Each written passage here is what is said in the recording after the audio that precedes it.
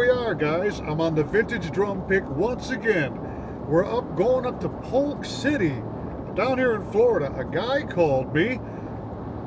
Actually, he emailed me about a mid-40s set, Radio King set, that his brother, who died many years ago,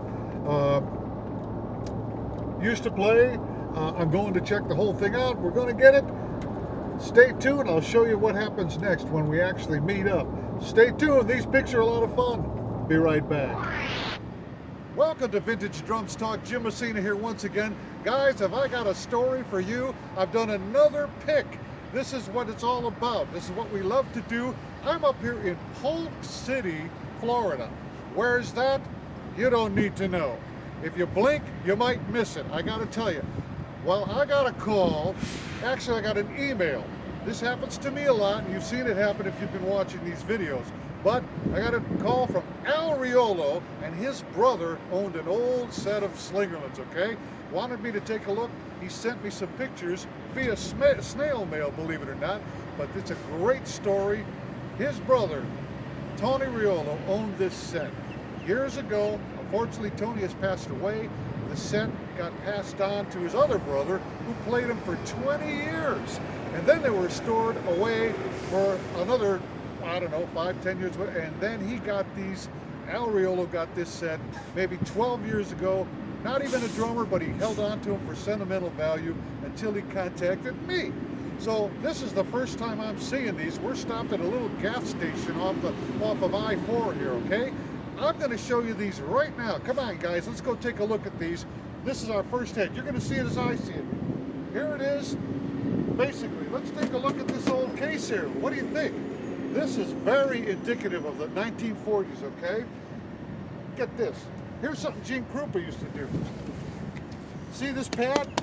Look at that. It's duct taped on. They all used to do this. They didn't have too many drum thrones in those days. But look, just as it was left, it's a time capsule, you guys. Let's take a look inside. Look. This is just exciting. This gets my energy going, I'll tell you. Look what we got here. Here's the trap case from there. Just as it was. He hasn't touched a thing. Look at this. Moleskin. We all know what that was used for. They used to use that to protect the calfskin heads from the beater. Not to mention, look at this beater. You don't see these anymore. This is from the 1940s. Fantastic. Look at this. Valve oil. Okay, but this is the old kind of valve oil. I'm sure he was using this to lubricate his pedal, which is probably in here somewhere.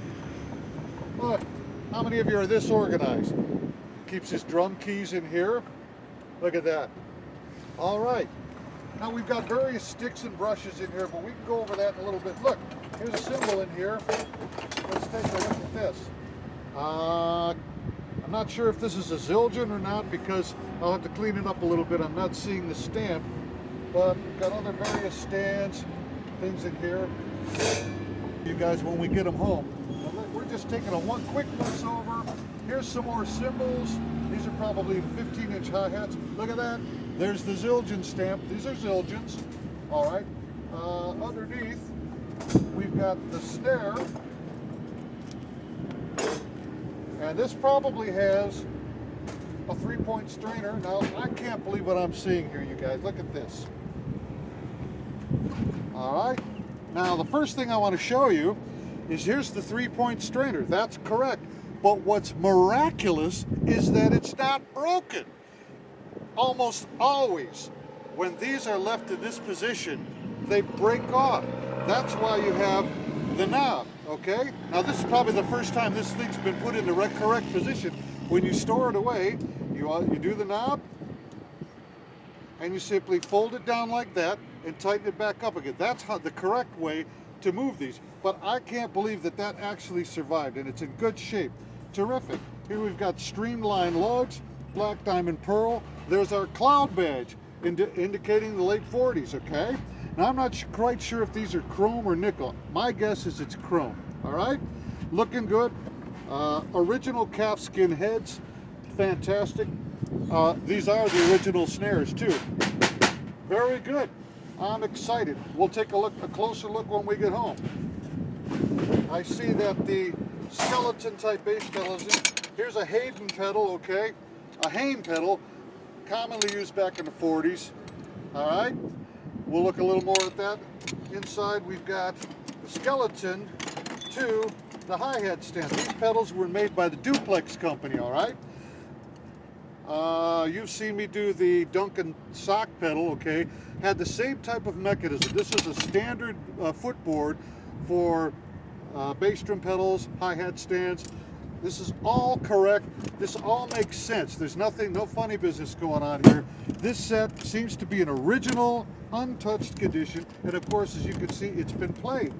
Now, I'm going to put this down here. And look at it, it's up on wheels. Look at this. Terrific. This is the real deal. It's like a time capsule. Let's take a look at the bass drum. Let's see what we've got. I'm going to pull it forward just a little bit. Well, anyways, what you can see here, we've got cigar lugs, all correct. Some of them are exploded. This happens sometimes, okay, because they're just pot metal, you know that. Everything looks good. Here's the cymbal arm holder. Not too bad on the paint job, but look at the head. This is a standard shield head that they used to use, calfskin, yellowed. But I'll tell you one thing, Al Riolo has given me a picture of his brother sitting at this very set, only it's in pristine condition. I'll show you that in just a minute, okay? But everything's cool here. This looks to be, I think this is a 22 or a 24. I can't really tell at the moment, but black diamond pearl. Let's go take a look at this 13-inch tom, and let's not trip over anything. Okay? Now over here, this is probably a 13-inch tom with clips.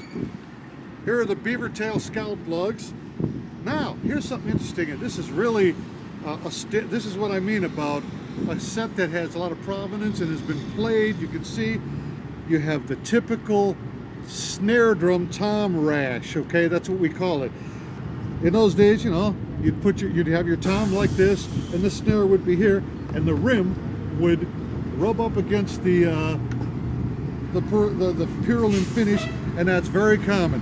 Kind of cool. Adds to the provenance and the ambience and the vibe to this whole set. Here we have yellowed Radio King Slingerland heads, all intact, looking good. Here's the standard chubby clips, the chubby type collar hooks with single flanged hoops, okay? All correct. This is exciting, I'll tell you.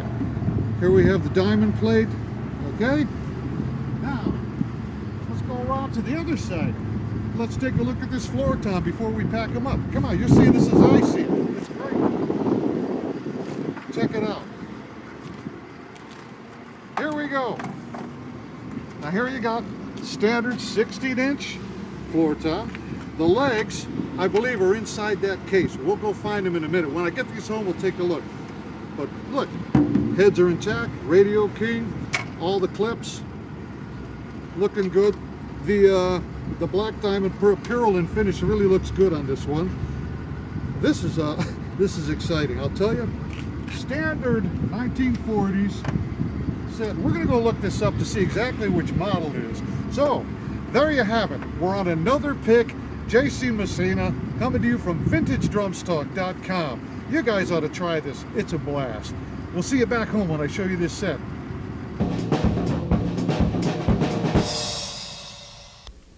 Vintage collectors, here we are back at the drum room.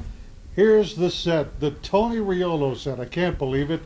Set up, I managed to find all the parts. Look, all the felts to the cymbals, wing nuts, they were all in this trap case behind me that we were looking at out in the parking lot there up in Polk City. It looked like a big pile of junk, but actually the hi-hat parts were in there, all the little felts, washers. Interesting. We found the two tom arms too. What a cool vibe coming off this set, I got to tell you. I'm thinking we should maybe take a little look at what I've already done with the set. When I brought it home, I started noodling around and taking a look. Some mysteries going on with this set. There's a lot going on with this bass drum here. There's some holes here, some mysterious holes. I'll show those to you in some pictures. Why don't we take a look?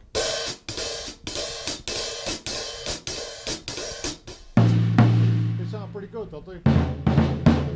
let's hear what these sound like. Let's get a little, see if I can get my Gene Krupa chops happening here. And if this mic will cooperate. There we go. Look at this.